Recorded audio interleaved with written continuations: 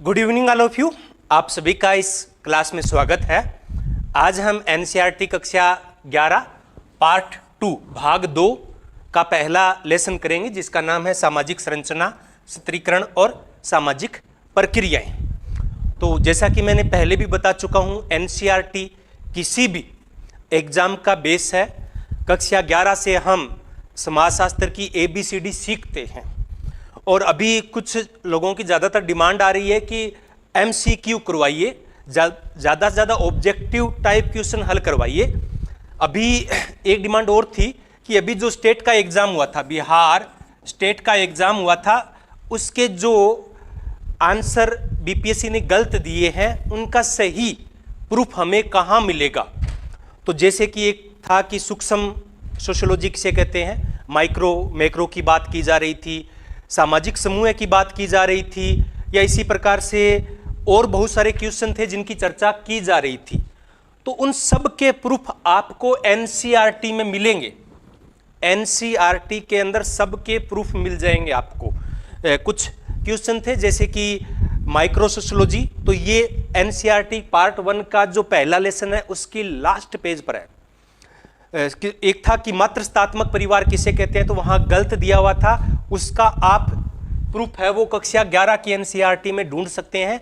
तीसरी यूनिट है, उसमें आपको उसका आंसर मिल जाएगा। कौन से विचारक है, थिंकर हैं वो, उससे अपने चक्रीय सिद्धांत से संबंधित नहीं है। तो ये आपको कक्षा 11 पार्ट 2 है, उसका चौथा जो लेसन है उसमें आपको उसका प्रूफ मिल जाएगा। तो हम अगर एनसीईआरटी को अच्छी तरीके से पढ़ें तो अपने जितने प्रूफ हैं वो लगा सकते हैं, और एनसीईआरटी को चाहे वो BPSC हो, RPSC हो, MPPSC हो, UPPSC, कोई उसको नकार नहीं सकती। तो आप वहां से देख सकते हैं। मैं बीच बीच में ऑब्जेक्टिव टाइप क्वेश्चन कराऊंगा और लास्ट के अंदर भी कुछ मैं उनका समाधान करने का प्रयास है वो करूंगा। और एक और शिकायत आती है कि PGT के लिए, UGC नेट के लिए देखो समाजशास्त्र का 80% सिलेबस होता है वो सेम होता है, कोई अलग से नहीं होता है। ऐसा नहीं है कि जो ये मैं बता रहा हूं वो PGT में नहीं पूछा जाएगा, वो भी पूछा जाएगा।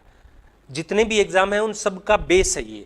अगर आप 0 से शुरुआत कर रहे हैं तो भी आपके लिए बेस है, अगर आप कोई एग्जाम बाद में दे रहे हैं तो भी ये एनसीईआरटी से लगभग मान के चलना 40-50% क्वेश्चन पूछे जाते हैं अगर वो PGT लेवल का एग्जाम है तो आज हम इस क्लास में सामाजिक संरचना, सामाजिक स्त्रीकरण, सामाजिक प्रक्रिया के बारे में चर्चा करेंगे। स्त्रीकरण के बारे में हम पार्ट 1 में कर चुके हैं, तो इस पे ज़्यादा चर्चा नहीं करेंगे। तो आज मुख्य रूप से हम सामाजिक संरचना और सामाजिक प्रक्रियाओं के बारे में चर्चा करेंगे। मैं साथ में बताऊंगा कि प्रश्न कहाँ से बनेगा, और क्लास के अंत में भी इस पे हम चर्चा करेंगे।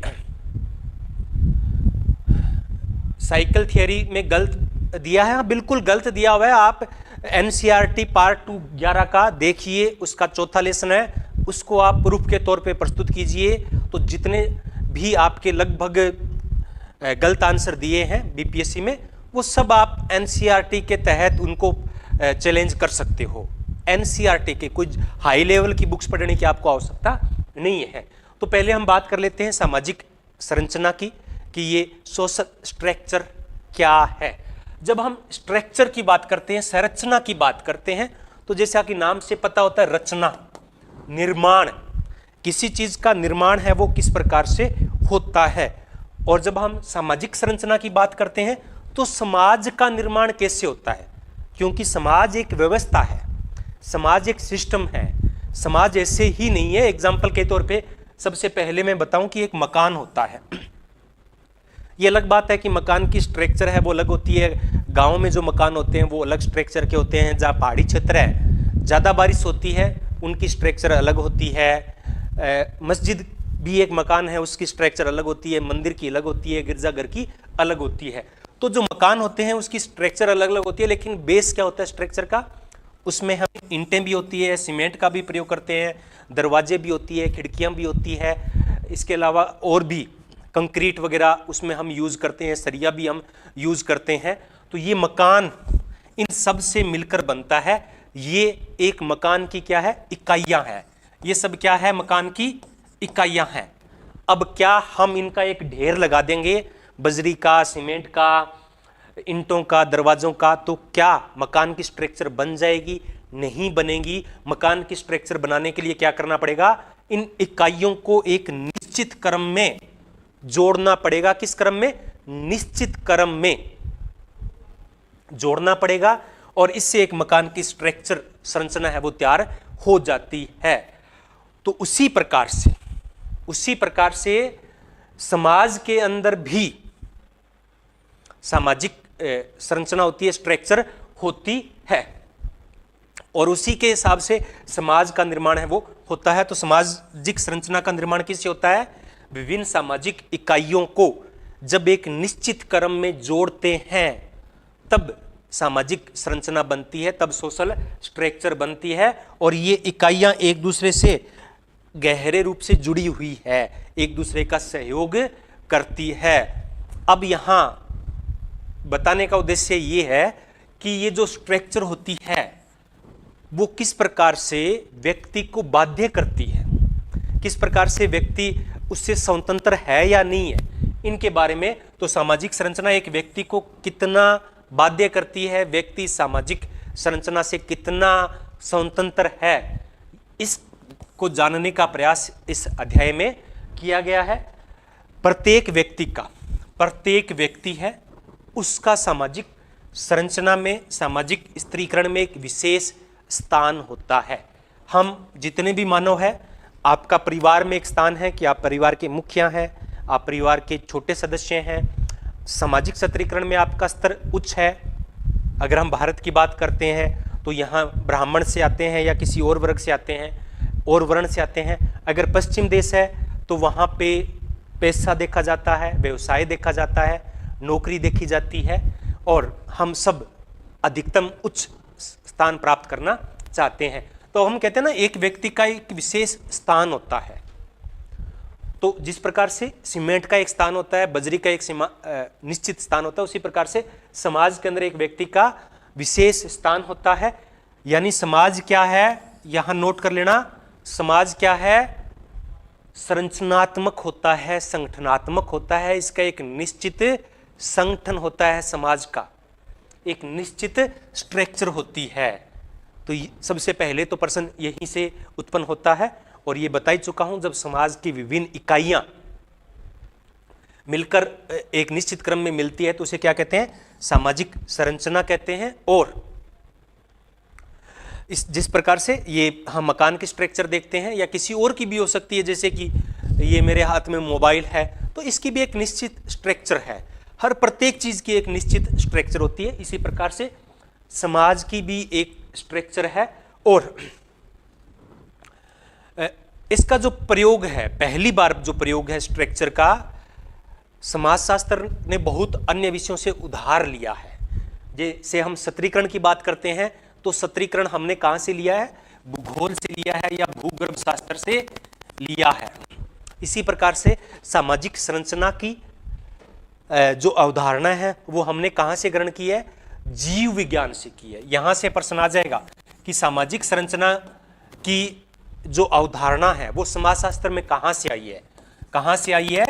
जीव विज्ञान से आई है। जीव यानी हम भी एक जीव है, हमारी एक निश्चित स्ट्रक्चर है। ऐसे थोड़ी होगा कि हाथ की जगह पैर लग जाए और पैर की जगह हाथ लग जाए, नहीं होगा। एक निश्चित स्ट्रक्चर है और सभी जीवों की एक निश्चित स्ट्रक्चर है। उसी प्रकार से समाज की भी एक स्ट्रक्चर होती है। तो अब हम मकान की बात करते हैं। जैसे मेरी बॉडी की बात करूं तो बॉडी की विभिन्न इकाइयां हैं, पैर है, हाथ है, सिर है, आंख है, सब अलग अलग इकाइयां हैं और एक इकाइयां निश्चित क्रम में जुड़ती है, एक निश्चित क्रम में जुड़ रही है। ऐसा नहीं है कि ये वो अव्यवस्थित है, निश्चित क्रम में जुड़ती है और एक बॉडी की स्ट्रक्चर बनती है। उसी प्रकार से सामाजिक इकाइयां एक निश्चित क्रम में जुड़ती है और समाज की स्ट्रक्चर उत्पन्न होती है। अब आती है जैसे कि समाज की विभिन्न इकाइयां जब आपसी संबंधों में एक यानी एक निश्चित क्रम में क्रमबद्धता में जुड़ती है तो उसे क्या कहते हैं? सामाजिक संरचना कहते हैं। और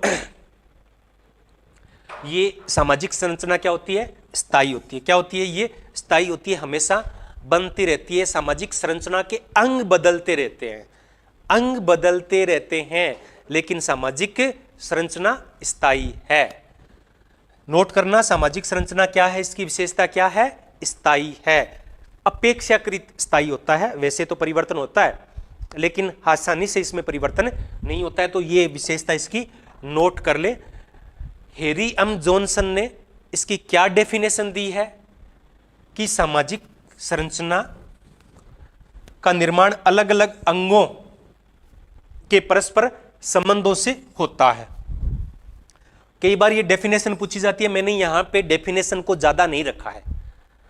अगर विस्तार से आपको डेफिनेशन के बारे में जानना है तो जितने भी, जैसे आज के टॉपिक में एक सामाजिक सत्रीकरण का अपना टॉपिक है, एक संरचना का टॉपिक है, एक प्रक्रियाओं, इन तीनों पे मैंने डिटेल के अंदर क्लास बना रखी है। उसका लिंक मैं इस वीडियो के डिस्क्रिप्शन में डाल दूंगा, तो वहां जाकर आप उनको डिटेल में देख सकते हैं।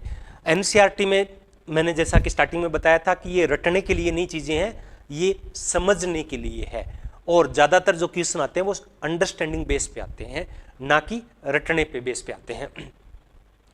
तो इकाइयां कौन सी होती है? धार्मिक इकाइयां हैं, आर्थिक इकाइयां हैं, कोई समिति है, कोई संगठन है, कोई व्यक्ति है, विवाह है, परिवार है, नातेदारी है, ये सब समाज की इकाई है और इनसे मिलकर सामाजिक संरचना का निर्माण होता है।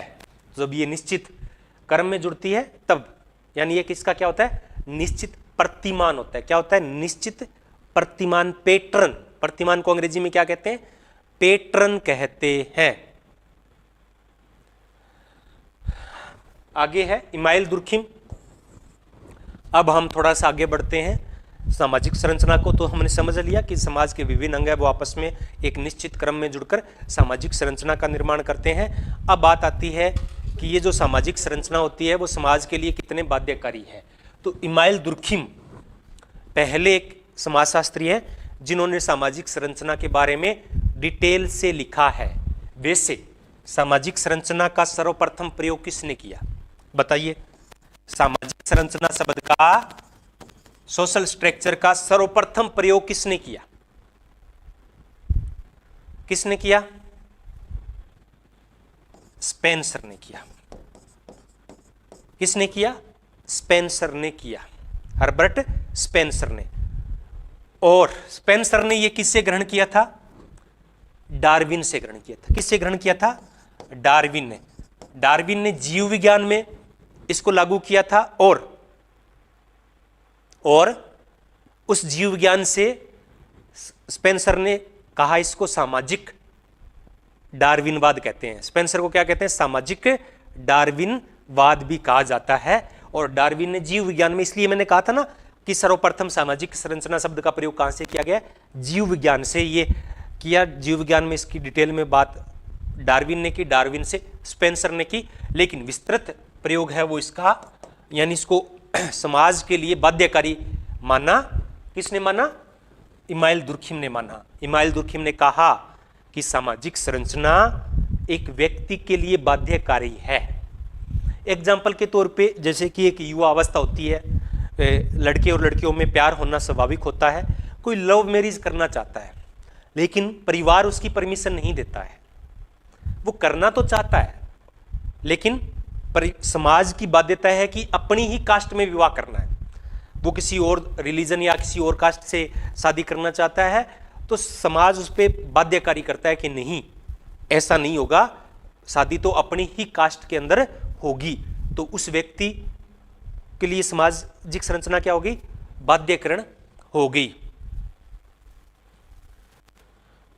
ठीक है। तो इन्होंने क्या कहा इमाइल दुर्खिम ने कि व्यक्ति पर समाज का प्रभुत्व होता है। व्यक्ति पर समाज का प्रभुत्व होता है। समाज व्यक्ति से कहीं अधिक है। समाज व्यक्ति से कहीं अधिक है, यानी अधिसामयी है समाज। समाज क्या है? अधिसामयी, व्यक्ति से ऊपर है। सामाजिक संरचना बाह्य है और बाध्यकारी है। नोट कर लेना, इन्होंने ये विशेषताएं सामाजिक तथ्य की बताई थी और सामाजिक संरचना को इन्होंने एक सामाजिक तथ्य माना था और सामाजिक तथ्य की अवधारणा दी थी इन्होंने। किसकी दी थी?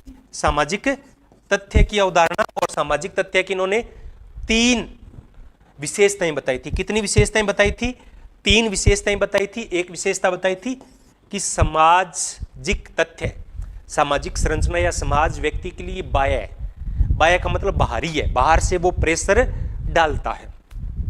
कोई एक व्यक्ति समाज को नहीं बदल सकता। समाज को बदलने के लिए समाज के अधिकांश लोगों की स्वीकृति होनी चाहिए। जब अभी मैंने जैसे बात की कि लव मैरिज होती है, इंटरकास्ट मैरिज करना चाहता है कोई व्यक्ति, नहीं कर सकता, समाज उसका परमिशन नहीं देता है और वो चाहकर भी उस नियम को बदल नहीं सकता।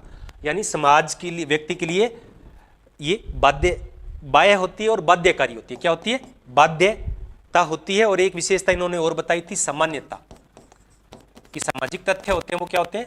सामान्य होते हैं, सबके लिए ही होते हैं, सामान्य होते हैं। ये 3 विशेषता इन्होंने बताई थी। तो यहां से क्वेश्चन पूछा जा सकता है कि समाज व्यक्ति के लिए क्या है? बाध्यकारी है, बाह्य है या दोनों है? तो क्या है? दोनों है।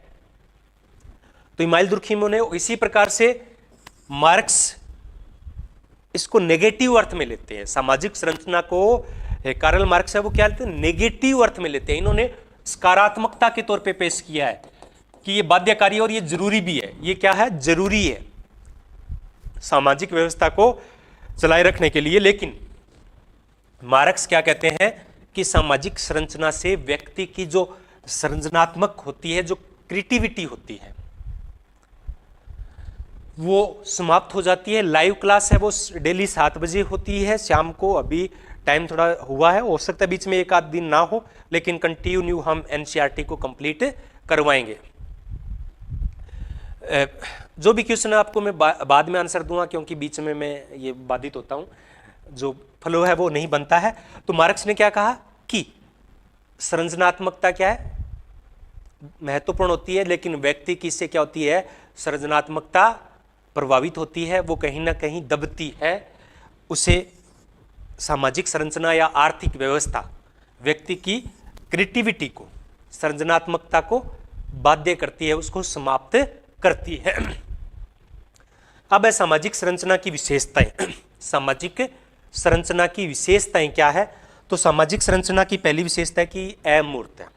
सामाजिक संरचना क्या है? अमूर्त है।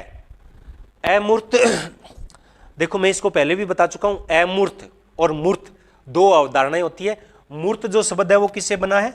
मूर्ति से बना है। किससे बना है?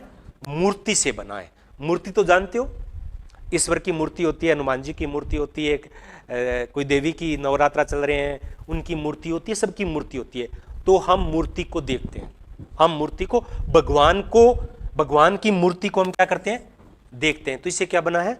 मूर्त बना है। इससे शब्द क्या बना है? मूर्त। यानी जिन चीजों को हम देख सकते हैं वो मूर्त है। अब उस मूर्ति के अंदर जो भगवान होता है उनको हम नहीं देख सकते, तो जिनको देख नहीं सकते वो उसको क्या कहते हैं? अमूर्त कहते हैं। तो सामाजिक संरचना अमूर्त है। क्या है? सामाजिक संरचना अमूर्त है। लेकिन कुछ ऐसे 2-3 थिंकर ऐसे हैं जिन्होंने सामाजिक संरचना को मूर्त माना है। क्या है? मूर्त माना है। एक ब्राउन है और एक नाडेल है। नाडेल और ब्राउन, 2 नाम नोट कर लेना, नाडेल और ब्राउन, रेडक्लिफ ब्राउन ने सामाजिक संरचना को मूर्त माना है। क्या माना है? मूर्त माना है, अमूर्त नहीं माना है। लेकिन विशेषताओं की बात करेंगे, क्योंकि ज्यादातर ने इसको क्या माना है? अमूर्त माना है। उन्होंने मूर्त क्यों माना? क्योंकि वो कहते हैं कि सामाजिक संरचना का निर्माण व्यक्तियों से होता है और व्यक्तियों को हम देख सकते हैं, इसलिए मूर्त होती है। लेकिन सामान्य विशेषता में हम मूर्त नहीं बताएंगे, इसको अमूर्त ही बताएंगे। याद कर लेना, अगर विशेषताएं पूछी जाएगी तो ये अमूर्त है। ये व्यक्ति से, संस्थाओं से, संगठन से सामाजिक संरचना है बनती है और इसका निर्माण होता है। और ये जो इकाइयां हैं वो एक विशेष व्यवस्था से एक दूसरे से जुड़ी हुई होती है, एक दूसरे से बंधी होती है। सामाजिक संरचना का स्वरूप क्या है? बाह्य है। क्या है?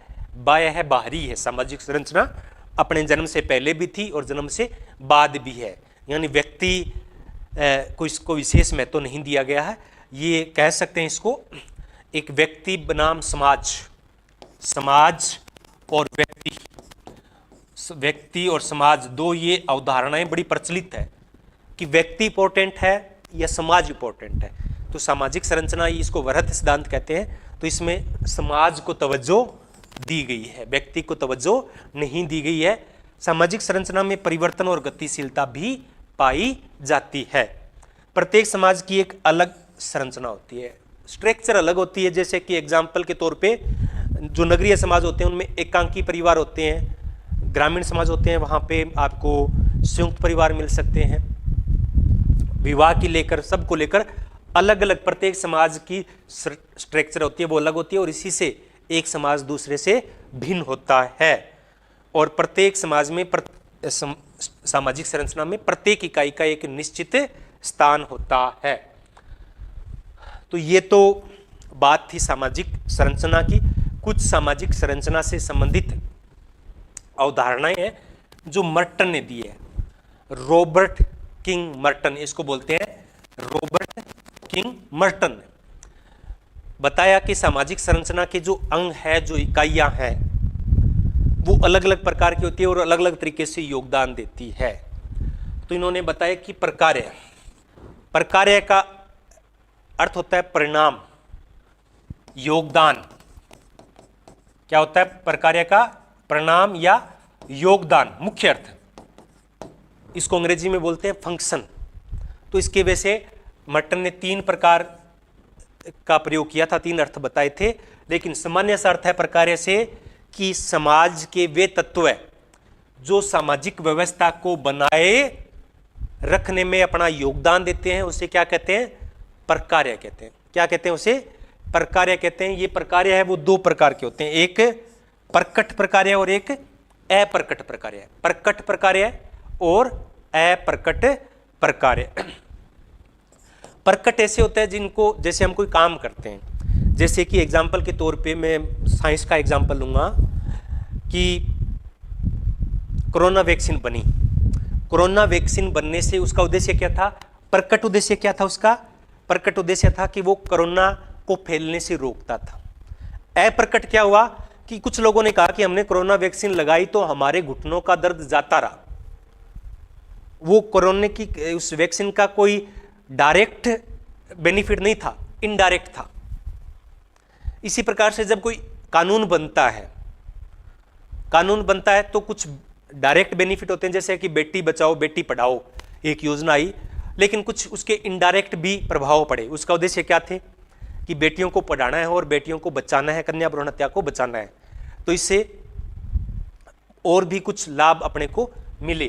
तो जो वांछित होते हैं, जो कोई काम हम करते हैं, सामाजिक संरचना में जो महत्वपूर्ण योगदान होता है वो वांछित और अपेक्षित परिणाम मिलता है।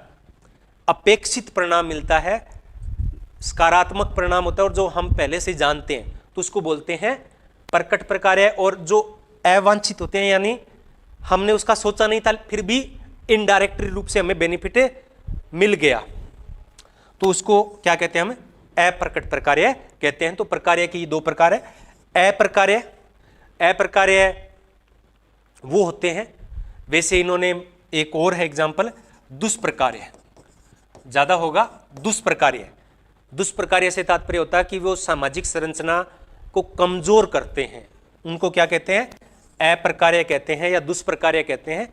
कई जगह एग्जाम्पल में ये भी देखने को मिलता है कि अप्रकार्य वो होते हैं जो ना तो सामाजिक संरचना को लाभ देते हैं ना ही नुकसान पहुंचाते हैं। तो ये दोनों क्या होते हैं? दुष्प्रकार्य की श्रेणी में आते हैं।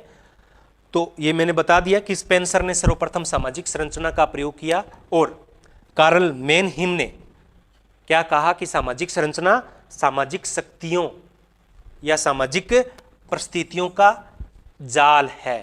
सामाजिक संरचना या सामाजिक परिस्थितियों का जाल है। यह परिभाषा किसने दी? कार्ल मेनहिम ने दी। कैसे हो सर? बहुत अच्छा हूं मैं, जबरदस्त, शानदार। एक टीचर के लिए सबसे बड़ी बात यही होती है कि वो पढ़ाता है, बच्चे उसको सुनते हैं और संतुष्ट होते हैं। तो उसके बढ़कर टीचर के लिए कुछ और हो नहीं सकता, क्योंकि कोई भी काम करता है, एक डॉक्टर ही करता है, अगर वो डॉक्टर करता है, अगर सही इलाज नहीं होता है तो डॉक्टर को खुशी नहीं मिलेगी। इसी प्रकार से एक शिक्षक ऐसा होता है जो अगर करवाता है उसका लाभ मिलता है, तो वही प्रसाद है। तो पहले हम संरचना की बात कर चुके हैं, अब स्त्रीकरण के बारे में चर्चा करेंगे। वैसे जो पार्ट 1 है वो पार्ट 1 के अंदर सामाजिक संरचना के बारे में हम डिटेल से चर्चा कर चुके हैं। तो बड़ा आनंद आता है जब पढ़ाते हैं, यही पैशन है, इसी को चुना है। तो ये क्या है, पार्ट 1 में हम कर चुके हैं डिटेल के अंदर चर्चा, और इनके बारे में मैं बता रहा हूं। एनसीईआरटी को बेस बना के मैं ये क्लास लगा रहा हूं। तो एनसीईआरटी का जो उद्देश्य है कि अंडरस्टैंडिंग विकसित की जाए, उस उद्देश्य के कारण मैंने बहुत ज़्यादा डेफिनेशन नहीं रखी है। अगर आपको इनका गहरा अध्ययन करना है और ज़्यादा, ये अंडरस्टैंडिंग विकसित करने के लिए आपको अगर बहुत ज़्यादा परिभाषाएं चाहिए, तो आप इस वीडियो के डिस्क्रिप्शन में या किसी भी वीडियो के एनसीईआरटी के सामाजिक स्त्रीकरण एक टॉपिक है, उसकी मैं 3 क्लासें लगा चुका हूं। सामाजिक स्त्रीकरण के 3 क्लासें मैं लगा चुका हूं। सामाजिक स्त्रीकरण का अर्थ, परिभाषा, सामाजिक स्त्रीकरण के सिद्धांत और इसके एमसीक्यू करवा चुका हूं। उन सब का वीडियो में लिंक है, वो इस वीडियो के डिस्क्रिप्शन में दे दूंगा। तो वहां आप जब उस पर करोगे तो सामाजिक स्त्रीकरण इतना ही नहीं मिलेगा, आपको बहुत ज़्यादा मिलेगा। और जो मैं टॉपिक करवा रहा हूं, नहीं करवा रहा वो अलग बात है, जो मैंने टॉपिक करवाया है वो अपने आप में कंप्लीट है। बहुत कम चांस है कि उससे बाहर पूछा जाए। 90% चांस ये है कि मैंने स्त्रीकरण करवा दिया तो उससे बाहर क्वेश्चन नहीं जाएगा। अब कुछ टॉपिक है मैं नहीं करवा पाता हूं, जैसे कि शैक्षणिक जो विधियां हैं उनको मैंने नहीं करवाया। अगर एग्जाम में वो पूछा जाएगा तो वो मैंने नहीं करवाया, तो उसमें एक भी क्वेश्चन नहीं आएगा। लेकिन जो टॉपिक करवा दिया, स्त्रीकरण का करवा रहा हूं यहाँ पे, ये तो एनसीईआरटी बेस है, इसके अलावा डिटेल के अंदर में करवा चुका हूं प्रत्येक टॉपिक, और उससे बाहर नहीं जाता है। हो सकता है कभी कभार ऐसा हो जाता है जो कभी क्वेश्चन नहीं पूछा गया, पहली बार पूछा जाता है, तब फिर वो हो सकता है। लेकिन ये मात्र 10 से 15% होता है। आज तक जितने भी एग्जाम हुए मैंने तैयारी करवाई है, 85 से 90% जो मैं करवा रहा हूं वहीं से क्वेश्चन आ रहे हैं। तो सामाजिक स्त्रीकरण से तात्पर्य है कि जो समाज के विभिन्न सदस्य हैं, समाज के जो विभिन्न समूह हैं, उनमें भेदभाव, उनमें क्या है, असमानता। अब ये असमानता किस प्रकार की असमानता, जैसे कि हमारे यहाँ देखें तो कुछ लोगों की हाइट है वो 4 फीट है, किसी की 5 फीट है, किसी की 6 फीट है। तो ये समाज में जो लोग हैं उनकी असमानता है। हाइट क्या है, समान नहीं है, कुछ की कम है, किसी की ज्यादा है, किसी की और ज्यादा है। तो ये विभेदीकरण है। ये क्या है, विभेदीकरण। ये विभेद है, जैसे कि हम जब स्कूल में जाते थे, जो सबसे छोटे बच्चे थे उनको सबसे आगे करते थे, फिर धीरे धीरे हाइट वालों को और करते थे। तो ये विभेद कर दिया। या फिर लिंग के आधार पे कर दिया कि लड़कियां इधर रहेगी, लड़के इधर रहेंगे। तो ये विभेदीकरण है, ये स्त्रीकरण नहीं है। हाँ, लिंग के आधार पे स्त्रीकरण भी होता है। स्त्रीकरण क्या होता है, संरचनात्मक असमानता, संरचनात्मक भेदभाव। तो सामाजिक स्त्रीकरण को अगर एक शब्द में हम परिभाषित करेंगे तो क्या होगा, संरचनात्मक असमानता होगा। और ये संरचनात्मक असमानता किस प्रकार से होती है, भौतिक या प्रतीकात्मक पुरस्कारों की पहुंच से है। यानी सभी लोगों की समान पहुंच नहीं है। सभी लोगों की जो भौतिक संसाधन है, समाज के जो भौतिक संसाधन है, उन तक समान पहुंच नहीं है। एग्जाम्पल के तौर पे हम जमीन की बात करें, भौतिक संसाधन क्या होगा, जमीन होगी। तो क्या सभी के पास जमीन है वो एक जैसी है, नहीं है ना। कुछ लोगों के पास बिल्कुल भी नहीं है, कुछ लोगों के पास बहुत है, पुश्तैनी है। तो जो प्रभु जाति होती है उनके पास बहुत सारी जमीनें हैं, वो कुछ भी काम नहीं करते फिर भी आराम से खाते हैं। और कुछ लोग ऐसे होते हैं जो पूरे दिन मेहनत करते हैं फिर भी उनके पास कुछ नहीं होता है, क्योंकि उनके पास भौतिक संसाधन नहीं होते हैं। तो इस प्रकार से भौतिक या प्रतीकात्मक पुरस्कारों की असमान पहुंच से सामाजिक स्त्रीकरण का जन्म होता है तो कुछ लोगों को विशेष लाभ मिलता है, विशेष अधिकार प्राप्त होते हैं, जबकि कुछ लोग इससे वंचित होते हैं, कुछ लोग इससे वंचित होते हैं। तो मूल रूप से हम कहेंगे तो एक है धन और शक्ति की असमानता। अब ये धन ही है, जमीन की बात करेंगे तो ये अतः से धन ही है। तो धन और शक्ति की असमानता है ये मूल में। सबको एक समान शक्ति प्राप्त नहीं होती है, सबको एक साथ संसाधन प्राप्त नहीं होते हैं।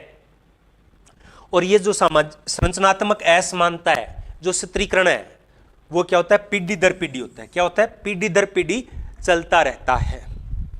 अब इसका एग्जाम्पल मैं देना चाहूंगा, स्त्रीकरण का एक बड़ा सा एग्जाम्पल है कि भारत में जो सुप्रीम कोर्ट है वहां के लगभग जज है वो सारे के सारे उच्च वर्ग से, एक सवर्ण जातियों से आते हैं, उच्च वर्ग से आते हैं, करोड़पति अरबपति लोगों से आते हैं। 90% जज वो है और वो पीढ़ी दर पीढ़ी चलते रहते हैं। हमारे जो अभी पीछे जज थे, पता नहीं अभी है, उनके बाप भी भारत के चीफ जस्टिस थे।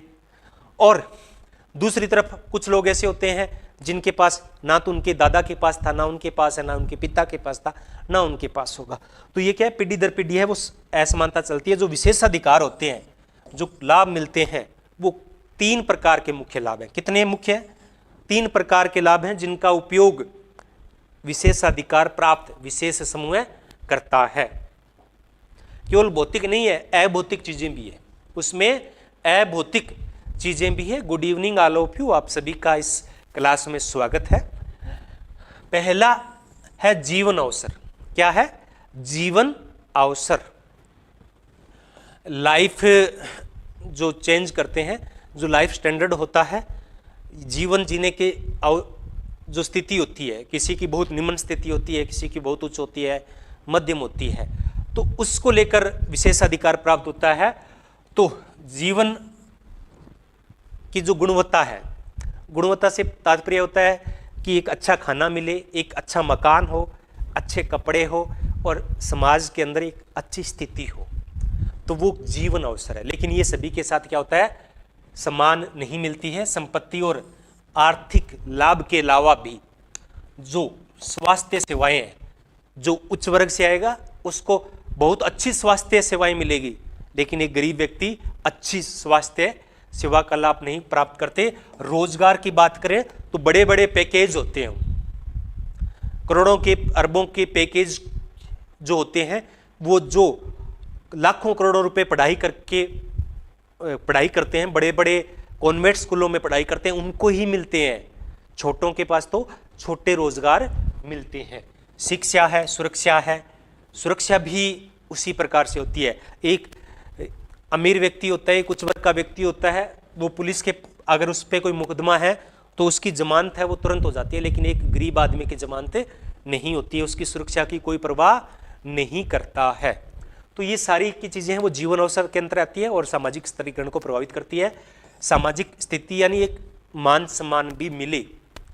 क्या मिले? मान सम्मान भी मिले, लेकिन समाज में सभी को समान मान सम्मान नहीं मिलता है। भारत में जाति के आधार पे या वर्ग के आधार पे ये मान सम्मान है वो कम ज़्यादा होता रहता है। राजनीतिक प्रभाव, और राजनीतिक वो भी होता है कि राजनीतिक, जैसे कि आज तक भारत में कितनी महिला प्रधानमंत्री बनी है? कितनी बनी है? 1 बनी है। क्यों? क्योंकि उनका राजनीतिक प्रभाव नहीं है। तो ये 3 चीज़ें हैं जो विशेषाधिकार प्राप्त लोगों को मिलती है और उसी की वजह से वो क्या उच्च स्थान है वो प्राप्त करते हैं। सामाजिक संरचना के अंदर सामाजिक स्त्रीकरण का निर्धारण होता है। प्रत्येक सामाजिक संरचना होती है, उसमें सामाजिक स्त्रीकरण का निर्धारण वो अलग अलग तरीके से होता है। जैसे भारत में जाति के आधार पर होता है। किससे होता है? जाति के आधार पे। विदेशों में व्यवसाय के आधार पर होता है। और सामाजिक संरचना है वो सामाजिक प्रक्रियाओं को बाधित करती है। सामाजिक प्रक्रियाएं, अभी हम प्रक्रियाओं पे चर्चा करेंगे, उनको बाधित करती है। लोगों के बीच में सहयोग होगा, संघर्ष होगा, प्रतिस्पर्धा होगी, इसका निर्धारण कहीं ना कहीं सामाजिक संरचना से होता है। और सामाजिक परिवर्तन भी सामाजिक संरचना के कारण होता है। अब हम बात करते हैं सामाजिक प्रक्रियाओं की, सामाजिक प्रक्रियाओं की, सोशल प्रोसेस की। इस पे मैंने एक डिटेल के अंदर वीडियो बना रखा है, उसका लिंक भी मैं डिस्क्रिप्शन में दे दूंगा, वहाँ और ज़्यादा पहले आप इसको देखिए, उसके बाद में उसको देखना, ताकि आसानी से आपको समझ में आ सके। ये है वो समझ के लिए है, अंडरस्टैंडिंग के लिए है, वो रट्टा लगाने के लिए। वो किसके लिए है? रट्टा लगाने के लिए है। क्वेश्चन यहाँ से भी आएंगे, वहाँ से भी आएंगे, दोनों जगह से प्रश्न वो पूछे जाएंगे। सामाजिक प्रक्रिया, सामाजिक प्रक्रिया से तात्पर्य होता है कि व्यक्ति है वो व्यक्ति के साथ अंतःक्रिया करता है, व्यक्ति है वो व्यक्ति के साथ इंटरेक्शन करता है, एक व्यक्ति दूसरे से जुड़ता है, इंटरेक्शन करता है, और इसी से समाज की उत्पत्ति होती है। समाज कैसे बना? एक व्यक्ति ने दूसरे से इंटरेक्शन किया, दूसरे ने तीसरे से। अगर इंटरेक्शन नहीं करते तो समाज का निर्माण भी नहीं होता। लेकिन जो हम एक दूसरे के साथ अंतःक्रिया करते हैं ना, इंटरेक्शन करते हैं, वो एक जैसा नहीं होता है, वो सब अलग अलग होता है, भिन्न भिन्न प्रकार का होता है, इसके अलग अलग रूप होते हैं। आप पारिवारिक सदस्य होते हैं, उनसे बड़े अच्छे से पेश आते हैं, और वो काम कहते हैं वो कर देते हैं। लेकिन हो सकता है हमारा किसी दूसरे के साथ झगड़ा चल रहा हो, तो हम उसको गाली निकालेंगे, उसके साथ सहयोग नहीं करते हैं। और अभी एक ही परिवार में दो एक साथ होते हैं, तो उनके बीच में क्या होता है? कंपटीशन होता है। तो यानी सबके साथ अंतःक्रिया वो एक जैसी नहीं होती है, गहरे मित्र होते हैं, कुछ दुश्मन होते हैं, कुछ अलग प्रकार के होते हैं। तो किसी के साथ हम सहयोग करते हैं, किसी के साथ हम लड़ाई झगड़ा करते हैं, किसी के साथ हम प्रतिस्पर्धा करते हैं। ये सब क्या है? सामाजिक प्रक्रियाएं हैं। इस प्रकार से जो अंतःक्रिया हम करते हैं उसके जो अलग अलग स्वरूप हैं, उन स्वरूपों को सामाजिक प्रक्रिया कहते हैं। जॉर्ज सिमेल ने जो समाजशास्त्र की डेफिनेशन दी थी वो यहीं से ली थी कि समाजशास्त्र सामाजिक अंतःक्रिया के स्वरूपों का अध्ययन है। समाजशास्त्र क्या? सामाजिक अंतःक्रिया के विभिन्न स्वरूपों का अध्ययन है। अब इसमें भी जो अंतःक्रिया होती है, सहयोग और संघर्ष की मैंने बात की, इसको लेकर दो अलग अलग मत हैं, दो अलग अलग दृष्टिकोण है। एक है प्रकार्यवादी सामाजिक अंतःक्रिया को सहयोगी के रूप में देखते हैं। किसके रूप में? सहयोगी के रूप में। और इमाइल दुर्खिम ने ये मुख्य रूप से सहयोग की बात है वो की है। वो समाज को संपूर्णता के रूप में समझते हैं, वो समाज को असमानता के रूप में नहीं देखते। वो कहते हैं कि असमानता समानता के अधीन है, असमानता जरूरी है। क्यों जरूरी है? क्योंकि समाज में अलग अलग कार्य चाहिए। एक डिस्ट्रिक्ट के अंदर कलेक्टर भी होना चाहिए, एडीएम भी होना चाहिए, एसडीएम भी होना चाहिए, तहसीलदार भी होना चाहिए, क्लर्क भी होना चाहिए, सिपाही कर्मचारियों की भी आवश्यकता पड़ती है। यानी अलग अलग लोगों के अलग अलग कार्य हैं, लेकिन उन सब की स्थिति क्या समान नहीं होती है, और यहीं से सामाजिक स्तरीकरण उत्पन्न होता है। तो असमानता को समानता के अधीन वो समझते हैं, इसे कहते हैं व्यवस्था की आवश्यकता। ये क्या है? व्यवस्था। एक सिस्टम को, एक सामाजिक व्यवस्था को चलाए रखने की एक व्यवस्था है। इसे प्रकार्यात्मक अनिवार्यताएं या प्रकार्यात्मक पूर्वापेक्षाएं कहते हैं। क्या कहते हैं? प्रकार्यात्मक पूर्वापेक्षा, यानी पहले की अपेक्षाएं हैं कि ऐसा होगा ही होगा। पीजीटी का अभी करूंगा मैं, जो भी आपके क्वेश्चन है उनका। तो दूसरी, ये दुर्खिम का मान है। दूसरी तरफ मार्क्स क्या कहते हैं कि निजी संपत्ति और अतिरिक्त मूल्य के कारण, निजी संपत्ति और अतिरिक्त मूल्य के कारण उत्पन्न असमानताओं के कारण संघर्ष उत्पन्न होता है। जो सामाजिक संरचना होती है, सामाजिक स्तरीकरण होती है, उसमें सभी को समान अवसर नहीं मिलते हैं। कुछ लोगों को विशेषाधिकार मिलते हैं, कुछ लोगों को विशेषाधिकार नहीं मिलते हैं। जिनको विशेषाधिकार मिलते हैं उनका संसाधनों पर अधिकार होता है। क्या होता है? संसाधनों पर अधिकार होता है, और उस संसाधनों के अधिकार के जरिए वो अतिरिक्त आय प्राप्त करते हैं। जैसे कि एक व्यक्ति के पास 10 लाख रुपए है और दूसरे व्यक्ति के पास 1 लाख का कर्ज है। इसके पास क्या है? कर्ज है, और इसके पास ये 10 लाख रुपए है। अब ये व्यक्ति 10 लाख रुपए किसी को ब्याज पे देगा, तो उसके 1 साल बाद में क्या हो जाएगा? 11 लाख हो जाएंगे। और इस व्यक्ति को इसने ब्याज पे लिया है, कर्ज लिया है, तो वो कितना चला जाएगा, -1.10 लाख, यानी अतिरिक्त कमाई कर रहा है ये संसाधनों के कारण। इससे 11 से 12, 12 से 13, और ये समाज पे अधिकार कर लेगा और धीरे धीरे ये नेगेटिव चला जाएगा। हो सकता है इसकी संपत्ति पे वो अधिकार कर ले, उसके घर पे अधिकार कर ले, और ऐसा हम समाज में देखते भी हैं। तो इससे क्या होगा, फिर संघर्ष होगा। अभी भी होता है, कुछ लोगों के पास बहुत ज़्यादा ज़मीन है, किसी के पास नहीं है, वो बेचारे वहाँ पे बटाईदारी के रूप में, मजदूरी के रूप में काम करते हैं और कहते हैं कि देखो इनके पास तो ये कुछ भी नहीं करते, फिर भी मज़े से ज़िंदगी जीते हैं। और हम सब कुछ करते हैं, फिर भी मज़े की ज़िंदगी नहीं जीते हैं, घर का गुजारा बड़ा मुश्किल से होता है। अब वो संघर्ष का मतलब ये नहीं है कि वहाँ पे वो मार काट करेंगे। संघर्ष का मतलब होता है कि वो आदर्श भी हो सकता है, मन के अंदर ये चीज़ें चलती रहती है। तो सहयोग, संघर्ष और प्रतिस्पर्धा गहरे से अत्यधिक जटिल है। और जो सहयोग करते हैं, जो सहयोग होता है, अब मैंने क्या कहा, सहयोग, संघर्ष और प्रतिस्पर्धा, तो हम यहाँ पे सहयोग को समझने की प्रयास करते हैं। सहयोग हम एक दूसरे का करते हैं, लेकिन जरूरी नहीं कि वो हम अपने मन से करें, कई बारी मजबूरी में भी करते हैं। यहाँ पे एग्जाम्पल दिया गया है कि जो जन्म परिवार होता है, जन्म परिवार जिसमें हमारा जन्म होता है, जिसको नेटल फैमिली कहा जाता है, उसमें एक भाई है और एक बहन है। उसके पास जितनी भी जमीन है वो किसको मिलेगी, भाई को मिलेगी, बहन को कोई भाग नहीं मिलेगा उस जमीन में से। अब बहन है, वो क्या करती है, भाई का सहयोग तो करती है, उस माता पिता का सहयोग तो करती है, लेकिन कहीं ना कहीं इसकी टीस होती है कि उसको समान अधिकार घर पे नहीं दिए गए हैं। और वो प्रत्यक्ष विरोध नहीं करती है, प्रत्यक्ष विरोध करेगी तो क्या होगी कि भाई है वो भाभी है या वो नाराज हो जाएंगे, समाज में उनकी बेइज्जती होगी, इसलिए वो सब कुछ उसके लिए छोड़ देते हैं। तो ये क्या है, स्वैच्छिक नहीं होता है, कई बार इस प्रकार की बहुत सारी बाध्यताएं होती है।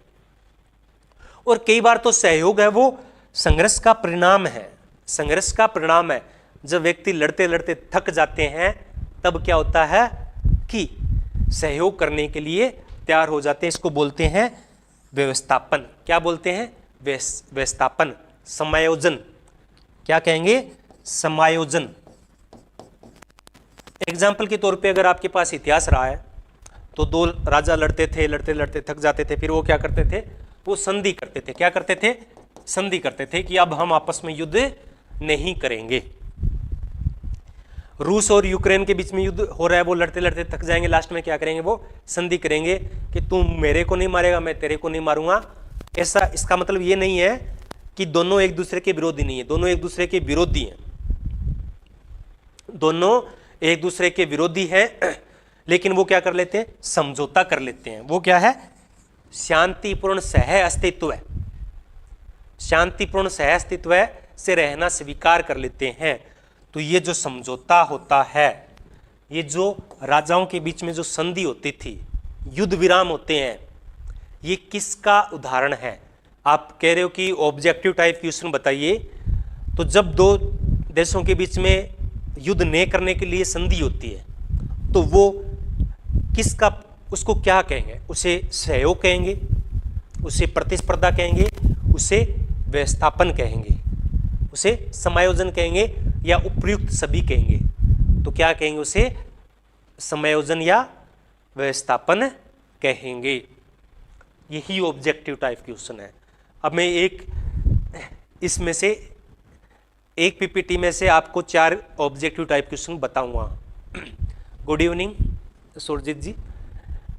सामाजिक प्रक्रियाओं के प्रकार, सामाजिक प्रक्रियाओं के प्रकारों की बात करें तो सामाजिक प्रक्रियाओं को मुख्य रूप से कितने भागों में बांटा जाता है, मुख्य रूप से कितने भागों में बांटा जाता है, 2 भागों में, संगठनात्मक और विघटनात्मक। निम्नलिखित में से कौन सी प्रक्रिया संगठनात्मक नहीं है और कौन सी विघटनात्मक नहीं है, यहां से प्रश्न पूछा जाएगा। तो संगठनात्मक सामाजिक प्रक्रियाएं वे होती है जो एक दूसरे का सहयोग करती है, सामाजिक व्यवस्था को बनाए रखने में योगदान देती है, वो क्या कहलाती है, संगठनात्मक कहलाती है, यानी संगठन को जोड़े रखती है। तो इसमें सहयोग है, समायोजन है।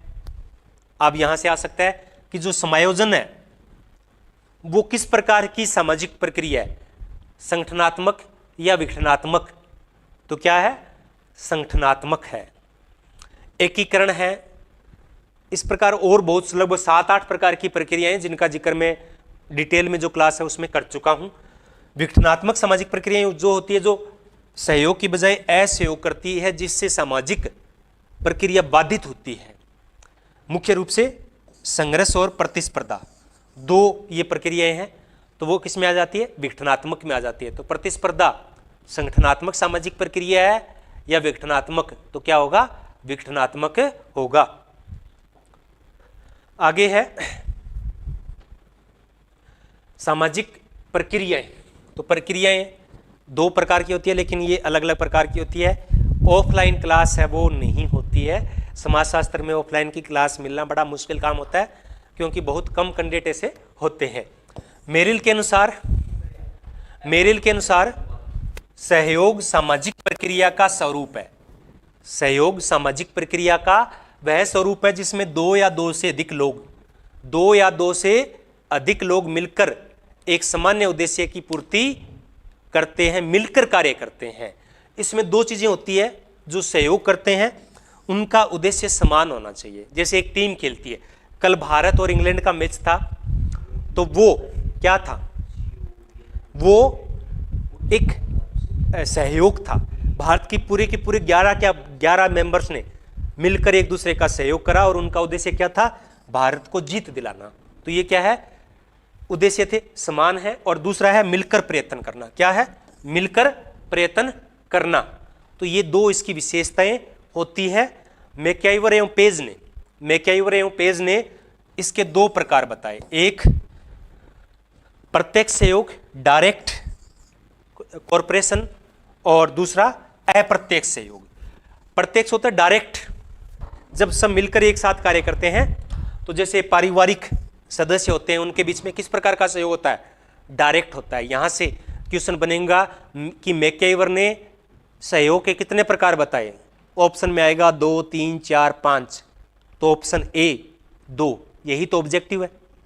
दूसरा प्रश्न बनेगा कि जो परिवार के सदस्यों के बीच में जो सहयोग होता है वो किस प्रकार का सहयोग होता है? प्रत्यक्ष या अप्रत्यक्ष? तो ये टीम होता है, जैसे कि अभी मैंने एग्जांपल दिया कि भारत की टीम है वो मिलकर कार्य कर रही थी, तो वो क्या हो गया? प्रत्यक्ष सहयोग हो रहा है, एक दूसरे को जानते हैं और सब मिलकर कार्य कर रहे हो। और दूसरा होता है अप्रत्यक्ष। अप्रत्यक्ष में क्या होता है कि जो सहयोग कर रहे होते हैं वो उनके बीच में भावनात्मक लगाव नहीं होता है। उनके बीच में क्या नहीं होता है? भावनात्मक लगाव नहीं होता है। जैसे एक फैक्ट्री है, उस फैक्ट्री में मोटरसाइकिल बनाए जा रहे हैं। अब कोई मोटरसाइकिल की चेन बना रहा है, कोई उसकी सीट बना रहा है, कोई हैंडल बना रहा है, कोई पेडल बना रहा है, यानी जो भी है अलग अलग लोग अलग अलग बना रहे हैं। वो एक दूसरे का सहयोग करें ताकि एक मोटरसाइकिल तैयार की जा सके। लेकिन एक बड़ी फैक्ट्री है या वो अलग अलग है, एक जगह उसके टायर बन रहे हैं, एक जगह उसकी चेन बन रही है, एक जगह उसका कुछ और पार्ट बन रहा है, तो वो भी एक सहयोग कर रहे हैं, मिलकर कार्य कर रहे हैं एक मोटरसाइकिल को बनाने के लिए। लेकिन वो एक दूसरे को जानते नहीं है, उनके बीच में कोई प्रकार का भावनात्मक लगाव नहीं होता है। तो उसे क्या कहेंगे? अप्रत्यक्ष सहयोग कहेंगे। अगर क्लास अच्छी लगे तो लाइक कर दीजिए करें और कमेंट के माध्यम से बता दें। अगर कुछ कमियां हैं तो उनको दूर करने का प्रयास है वो किया जाएगा। सहयोग एवं श्रम विभाजन। सहयोग एवं श्रम विभाजन। श्रम विभाजन से तात्पर्य होता है कि कार्य का बंटवारा करना, एक कार्य को कई लोगों में बांट देना। तो श्रम विभाजन की बात है वो इमाइल दुर्खिम भी करते हैं और मार्क्स भी करते हैं। इमाइल दुर्खिम ने सर्वप्रथम इसकी चर्चा की थी और इनकी पुस्तक है the division of labour in society. The division of labour in society, समाज में श्रम का विभाजन। 1893 के अंदर ये इनकी पुस्तक आई थी। ये इनके पीएचडी शोध का विषय था। इसमें उन्होंने बताया कि समाज के अंदर सहयोग तो होता है, पहले भी होता था और अब भी होता है, लेकिन इस सहयोग में अंतर है, वो भिन्न भिन्न प्रकार का होता है। और ये जो श्रम विभाजन है वो समाज के अंदर एकता स्थापित करता है और ये नैतिक बल और परार्थवाद को बढ़ावा देता है। हम सहयोग करेंगे तो दूसरे का सहयोग तो लाभ तो मिल ही जाएगा, परार्थवाद यानी दूसरे का अर्थ सिद्ध हो जाएगा।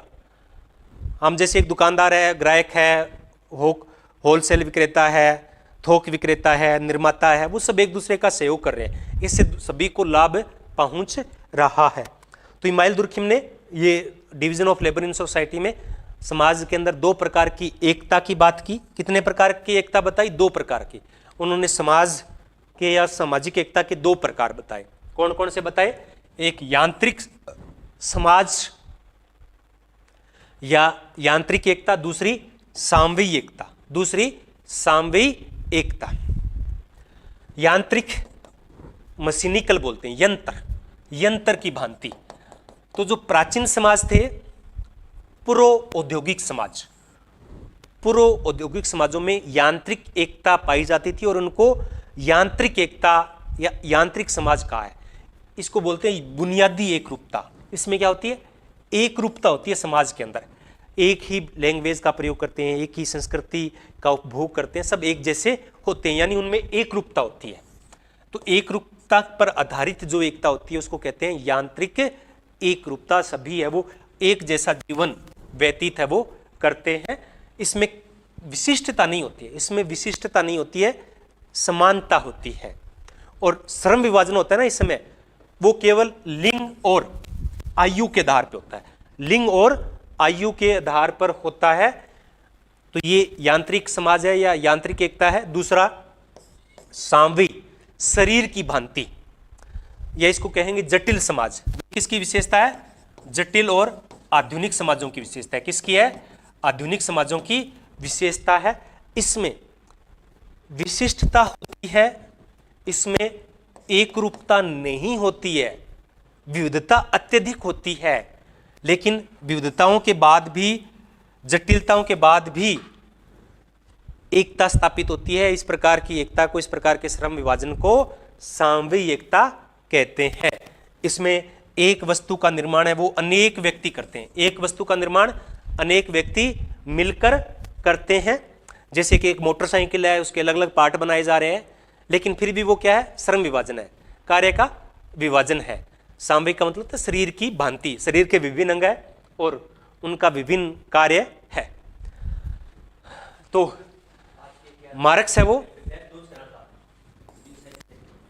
मार्क्स है वो कहते हैं कि ये जो सहयोग होती है, जो एकता है, वो स्वैच्छिक नहीं है। वो क्या है? स्वैच्छिक नहीं है। इसको वो अलगाव से जोड़ते हैं। किससे जोड़ते हैं? अलगाव। अलगाव क्या होता है, इस पे अब चर्चा करेंगे। तो ये कहते हैं कि इससे क्या होता है? व्यक्ति की सृजनात्मकता समाप्त हो जाती है उत्पादन पर। लगाव यानी कोई लगाव नहीं रहता है।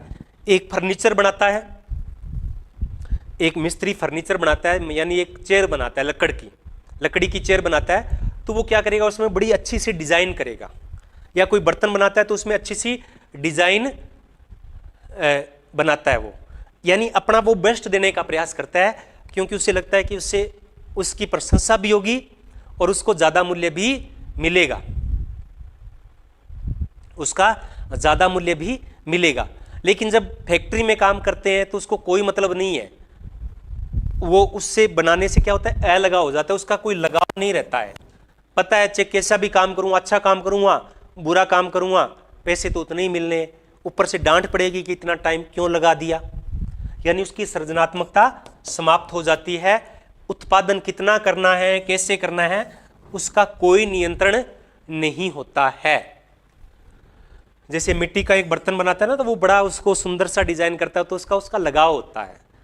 तो अलगाव आधुनिक समाजों की विशेषता है। अब है संघर्ष एवं प्रतिस्पर्धा। संघर्ष एवं प्रतिस्पर्धा। तो सहयोग की बात कर चुके हैं, संघर्ष की बात कर रहे हैं। प्रतिस्पर्धा है वो विघटनात्मक प्रक्रिया की श्रेणी में आता है। समाज में हमेशा सहयोग ही नहीं होता है, संघर्ष भी होता है, असहयोग की भावना भी होती है। और तो संघर्ष क्या होता है? संघर्ष मूल रूप से तो हितों के टकराव के कारण होता है। किस कारण होता है? हितों के टकराव के कारण संघर्ष होता है। हित जब टकराते हैं, विचार जब टकराते हैं, तब क्या होता है, तब संघर्ष होता है। प्रत्येक व्यक्ति अपनी आवश्यकताओं की पूर्ति करना चाहता है, लेकिन जैसे मान लेते हैं कि जैसे कि प्राचीन समय में जब स्वयंवर रचते थे, तो एक कोई भी हो सकता है स्वयंवर जिसका होना है, और कैंडिडेट बहुत ज़्यादा होते हैं, यानी एक अनार और 100 बीमार। या भी इलेक्शन का टाइम चल रहा है तो एक विधानसभा में एक ही विधायक बनेगा, लेकिन बहुत सारे विधायक है वो खड़े हो जाते हैं जीतने के लिए। तो इससे क्या होता है, वो एक दूसरे का सहयोग नहीं करते हैं, एक दूसरे का असहयोग करते हैं, एक दूसरे के साथ प्रत्यक्ष रूप से झगड़ा करने की कोशिश करते हैं। तो इस प्रकार से कई बारी हिंसा की धमकी भी दी जाती है और अपने उद्देश्यों को पूरा किया जाता है, अपने हितों को पूरा किया जाता है। झगड़ा तभी होता है जब हमारे विचारों में और हितों के अंदर टकराव होता है, तो उसे संघर्ष कहते हैं। गिलीन इसको क्या परिभाषित करते हैं कि दो या दो से अधिक व्यक्ति अपने हितों की पूर्ति के लिए हिंसा या हिंसा का सहारा लेते हैं, तो उसे क्या कहते हैं, संघर्ष कहते हैं। अब संघर्ष कहीं भी हो सकता है। अभी इजराइल और फिलिस्तीन का युद्ध चल रहा है, तो वो क्या कर रहे हैं, अपने हितों की पूर्ति कर रहे हैं। वो चाहते हैं कि इस जमीन पे हमारा अधिकार होना चाहिए, वो चाहते हैं हमारा अधिकार होना चाहिए, तो इसलिए वो हिंसा का सहारा भी लेते हैं। लेकिन कई बार ऐसा नहीं होता है, कई बार केवल हिंसा की धमकी दी जाती है, लेकिन कहीं ना कहीं हिंसा का भाव जरूर होता है, तो उसे क्या कहते हैं, संघर्ष कहते हैं। ऐसा गिलीन की ये परिभाषा है। प्रतिस्पर्धा की बात करें, कंपटीशन की बात करें, तो कंपटीशन थोड़ा सा शांतिपूर्ण है, थोड़ा सा शांतिपूर्ण है। तो जैसे कि एग्जाम्पल के तौर पे एनसीईआरटी में एक एग्जाम्पल दिया गया है कि कोई भारतीय विचारक है या कहीं से भी अफ्रीका के एक स्कूल में गया, उसने कहा कि बच्चों आप दौड़ लगाओ और जो दौड़ में पहला स्थान प्राप्त करेगा उसको मैं प्राइज दूंगा। किसी भी बच्चे ने उसमें भाग नहीं लिया। वो कह रहे हैं कि हमें से एक तो जीत जाएगा, लेकिन हमारे अन्य साथी हार जाएंगे, उनको कुछ नहीं मिलेगा, हमें तो पुरस्कार मिल जाएगा। तो इससे क्या होगा कि उनके बीच में कहीं ना कहीं एक असहयोग की भावना है वो होगी। तो सभी समाजों के अंदर ये कंपटीशन है वो होता है। हमने स्कूल के अंदर दौड़ प्रतियोगिता, प्रथम स्थान प्राप्त करने की जो कवायद है, या अभी भी आप क्या कर रहे हो, अभी आप सारे लोग इतने क्यों जुड़े हो, कंपटीशन तो दे रहे हो ना, सीटें हैं थोड़ी, कैंडिडेट हैं ज़्यादा, और सबको जॉब तो करनी है, तो क्या होगा, मैं आपका सब में होता है, मेरे में भी होता है, सबके अंदर ये कंपटीशन की भावना है वो होती है। तो इसमें जीतने वाले को पुरस्कार मिलता है और हारने वाला इससे वंचित रहता है। जो कंपटीशन में जीत जाएगा उनको जॉब मिल जाएगी, बाकी को जॉब नहीं मिलेगी। तो प्रतिस्पर्धा में कहीं ना कहीं संघर्ष की भावना होती है, लेकिन ज़्यादा नहीं होती है। तो जब पद सीमित होते हैं, संसाधन सीमित होते हैं और ज़्यादा से ज़्यादा लोग उसे प्राप्त करने की कोशिश करते हैं, तो उसे क्या कहते हैं, प्रतिस्पर्धा कहते हैं, बिना हिंसा के सहारे। इसमें हिंसा का सहारा नहीं लिया जाता है। तो इमाइल और दुर्खिम ने आधुनिक समाजों में कंपटीशन को स्वीकार किया है, और जो पूंजीवाद है वो प्रतिस्पर्धा पर ही आधारित है। क्या होता है पूंजीवाद के अंदर, क्या होता है कि लोग अधिकतम लाभ प्राप्त करना चाहते हैं। क्या है, लोग अधिकतम लाभ प्राप्त करना चाहते हैं। तो जेएस मिल ने इसे कहा कि एक की लड़ाई प्रत्येक के खिलाफ, एक की लड़ाई प्रत्येक के खिलाफ। किसने कहा कि प्रतिस्पर्धा एक की लड़ाई है जो सभी के खिलाफ है? किसने कहा? जेएस मिल ने कहा भी एक व्यक्ति है वो सभी के खिलाफ लड़ रहा है, और वो जैसे दौड़ लगाते हैं, 100 लोग दौड़ लगाएंगे, तो एक व्यक्ति है वो 99 लोगों को हराने की सोचता है और पहली पोजीशन पे आना चाहता है। यानी एक की लड़ाई है वो सबके साथ है, प्रत्येक के खिलाफ है, वो जेएस मिल ने ऐसा कहा है। और पूंजीवाद में न्यूनतम लाभ पे अधिकतम लाभ प्राप्त करने की कोशिश की जाती है। बोटोमोर ने इसके नकारात्मक प्रभावों पे चर्चा की है। संघर्ष का उदाहरण ये एक टीके ओमान है, इनकी पुस्तक है भूदान ग्रामदान मूवमेंट इन इंडिया। इसमें उन्होंने कहा कि एक व्यक्ति होता है जो अपनी जमीन गिरवी रख के दूसरे से लोन प्राप्त करता है और वो चुका नहीं पाता है, इसलिए उसकी ज़मीन को वो व्यक्ति जो लोन देता है वो कब्जे में कर लेता है। फिर उसका बेटा उसकी मृत्यु हो जाती है, उसका बेटा उस ज़मीन को वापस प्राप्त करना चाहता है, लेकिन वो उस ज़मीन को देना नहीं चाहता है। तो ये सामान्य सा संघर्ष है, वो गाँव में होता रहता है। अब है कंपटीशन और जो संघर्ष है, कन्फ्लिक्ट है, उसके अंदर अंतर क्या है। तो दोनों एक जैसे लगते हैं, लेकिन दोनों में अंतर है। उस अंतर को हम अच्छे तरीके से समझ लेते हैं कि संघर्ष होता है उसमें हिंसा का भाव होता है, लेकिन प्रतिस्पर्धा में हिंसा का भाव नहीं होता है। संघर्ष है वो लगातार नहीं हो सकता, रुक रुक के होता है, लेकिन प्रतिस्पर्धा है वो निरंतर दिन रात चलती रहती है। इसमें दोनों पक्ष एक दूसरे को अनिवार्य रूप से जानते हैं। जिसके साथ हमारा झगड़ा होता है ना, हम उसको जानते हैं, लेकिन कंपटीशन के अंदर एक दूसरे को जानना अनिवार्य नहीं है। अब कितने लोग बीपीएससी की तैयारी कर रहे हैं, कितने लोग पीजीटी की तैयारी कर रहे हैं, कितने लोग नेट की तैयारी कर रहे हैं, वो एक दूसरे को नहीं जानते हैं। नेट की बात करेंगे तो 6% लोगों को पास किया जाएगा। अब वो किससे प्रति कंपटीशन कर रहे हैं वो एक दूसरे को नहीं जानते हैं। ये एक चेतन प्रक्रिया है, ये एक अचेतन प्रक्रिया है, यानी चलता रहता है, चेतन सक्रिय नहीं होता है। हम आदर्श लोगों के खिलाफ ये करते हैं। ये व्यक्तिगत होती है संघर्ष और ये व्यक्तिगत नहीं होता है। तो ये आज का हमारा टॉपिक था। अब कुछ इंपॉर्टेंट क्वेश्चन को ले लेते हैं, ज़्यादा नहीं लिए, आगे कोशिश करूंगा कि ज़्यादा से ज़्यादा है वो किए जाए।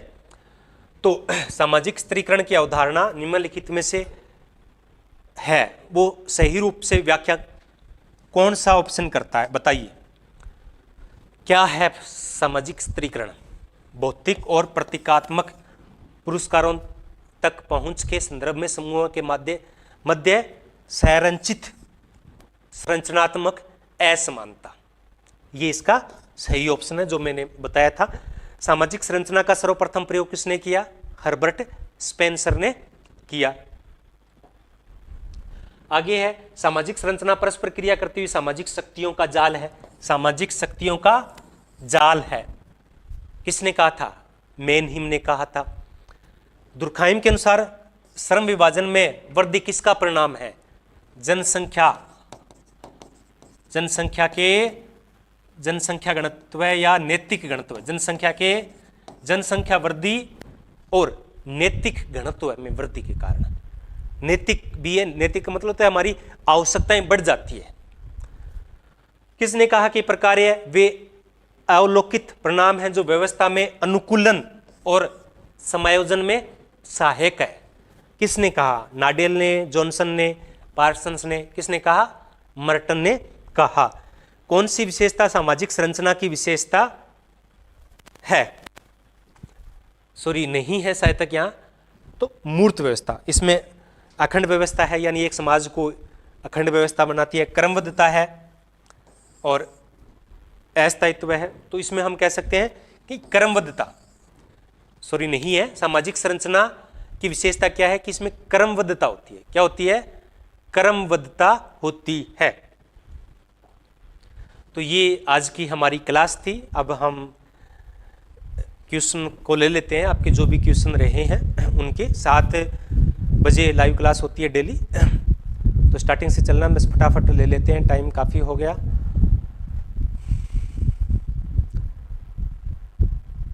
क्लास अटेंड कर सकते हैं क्या यूपी वाले? सारे कर सकते हैं। देखो ये बेस है, ये ABCD है। कक्षा 11-12 की NCERT ABCD है समाजशास्त्र की, तो ABCD तो आपको सीखनी ही पड़ेगी। बगैर ABCD के क्या आप सीख सकते हो? कह गए तो सीखने ही पड़ेंगे। आगे चलना। BPSC के लिए करवा रहे हैं, देखो ये सभी के लिए है। अब ज़्यादातर क्वेश्चन आते हैं कि सर BPSC के लिए करवाइए, PGT के लिए करवाइए। मैं कहता हूँ सबके लिए है। ऐसा नहीं है कि BPSC की क्लासों के कोई विशेष सींग निकले होंगे। यही क्लासें होती है, यही क्वेश्चन होते हैं। लगभग 10 जो आपके 10 क्वेश्चन ऐसे थे जो अभी स्टेट एग्जाम में पूछे गए थे, जिनके 5 प्रश्नों के आंसर आपको जो ऑब्जेक्शन लगाने थे, वो 5 ऑब्जेक्शन हम एनसीईआरटी कक्षा 11 से लगा सकते हैं। 11 से लगा सकते हैं। लगभग 60-70% क्वेश्चन एनसीईआरटी से पूछे गए थे। अगर एनसीईआरटी ढंग से पढ़ ली होती ना, तो कोई ये नहीं पूछता सर इसका सबूत कहां मिलेगा, ये गलत आंसर दिया है तो इसके हम प्रूफ कहां से दें। आपको प्रूफ एनसीईआरटी के अंदर मिल जाएगा। और मैंने कई लोगों को बताया भी है, जैसे कि सूक्ष्म समाजशास्त्र वाला गलत था, तो ये पहला लेसन था, उसके अंदर था। जो मातृत्वात्मक परिवार था वो तीसरी यूनिट थी, उसके अंदर था। तो बहुत सारे ऐसे क्वेश्चन थे जिनके एनसीईआरटी से प्रूफ मिल सकते थे हमें, लेकिन हम क्या है कि इसको तवज्जो कम देते हैं। आगे चलना। साइकिल थियरी वाला भी हाँ मिल जाएगा। ये क्वेश्चन मेरे एग्जाम में आया था, बिल्कुल आएंगे ही आएंगे, एग्जाम में ही आएंगे।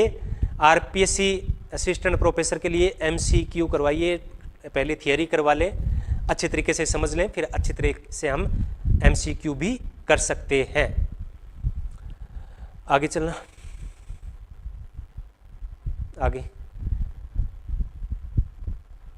और चलो, कुछ नहीं है विशेष, कोई बड़ा होना कोई। नेपाल बॉर्डर से पता है मुझे, नेपाल के अंदर बहुत सारे लोग हैं वो देखते हैं।